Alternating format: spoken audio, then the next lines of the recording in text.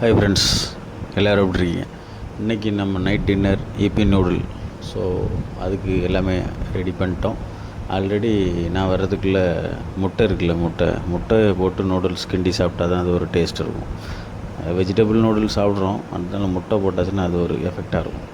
So ஒரு 4 mat இருந்துச்சு. So 4 மேட்டுக்கு எவ்வளோ போடலான்னு பார்த்தா ஒரு 3 முட்டை வீட்டில் இருந்துச்சு. அந்த 3 முட்டையை போட்டு இந்த ஸ்க்ராம்பிள் போடுவோம்ல, இந்த கிண்டி சாப்பிடுவோம்ல, நல்லா பெப்பர் போட்டு அதை நல்லா சால்ட்டெல்லாம் போட்டு நல்லா டம்ளரில் அடித்து இந்த பொரிக்கஞ்சட்டியில் போட்டு ஃப்ரை பேனில் போட்டு நல்லா கிண்டி அதன் போல் நல்ல ஒரு ஸ்க்ராம்பிள் ஆக்கியாச்சு.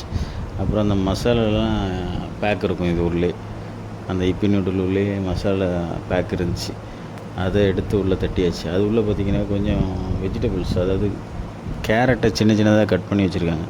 அந்த மசாலா நல்ல மணமாக இருந்துச்சு.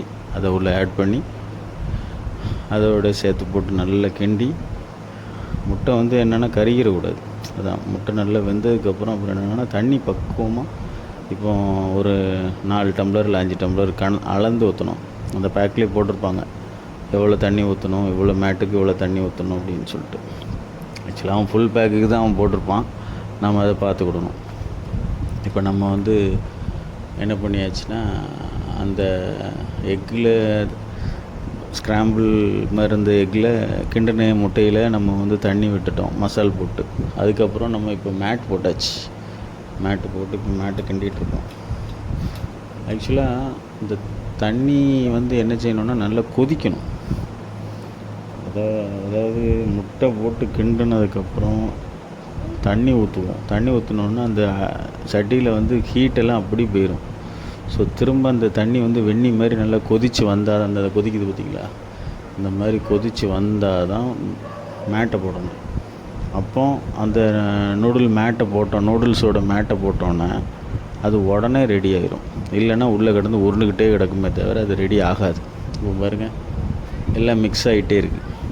நல்லா நம்ம அதாவது கிண்டே தேவையில்லை. இது நல்லா வெந்துருச்சான்னு பார்க்குறதுக்கு வேணால் கிண்டலாம். மற்றபடி மேட்டை பொறுத்தவரை அப்படி போட்டாலே அந்த ஹீட்லேயே ஆட்டோமேட்டிக்காக அது டைல்யூட் ஆகிரும். டைல்யூட் மீன்ஸ் அது ஒத்தையாக வந்துடும். ஸோ நல்லா வெந்துட்டுருக்கு. அந்த சவுண்டெல்லாம் கேட்குதா, மசால் கண்டென்ட்டு, அந்த முட்டை, இந்த ஸ்க்ராம்பிள் எக்கு, இதை கூட இன்னும் கொஞ்சம் முட்டையை நல்லா இன்னும் ஒரு சின்ன சின்ன பீசஸாக நல்லா கிண்டியிருந்தால் இன்னும் டேஸ்ட் இருக்கும். பட் இவங்க சரியாக கிண்டலை. நம்ம கிண்டினது கொஞ்சம் சுமாராக தான் கிண்டியிருக்கோம். அது பார்த்திங்களா, அந்த நூடுல் நல்லா வெந்துட்டு வருது. இந்த தண்ணீர் கம்ப்ளீட்டாக நம்ம ட்ரை ஆனதுக்கப்புறம் நூடுல்ஸ் ட்ரை ஆனப்புறம் எடுத்து வச்சு சாப்பிட வேண்டியதான். அதுதான் நம்ம வேலை.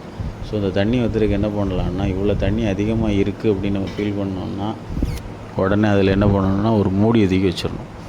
மூடி வச்சிட்டோம்னா தண்ணி உடனே வற்றிடும். தண்ணி வற்றினதுக்கப்புறம் ஒத்தையாக வந்துடும். அப்புறம் நூடுல்ஸ் எடுத்து நம்ம சாப்பிட வேண்டியதான். எப்படி இருக்குது நம்ம நூடுல்ஸ் பார்க்குறதுக்கு. இந்த வீடியோ உங்களுக்கு பிடிச்சிருந்தால் லைக் பண்ணுங்கள், ஷேர் பண்ணுங்கள், கமெண்ட் பண்ணுங்கள். நீங்களும் இந்த மாதிரி நூடுல்ஸ் கிண்டி சாப்பிட்ருந்தா உங்கள் அனுபவத்தை கமெண்ட் செக்ஷனில் சொல்லுங்கள். தேங்க்யூ.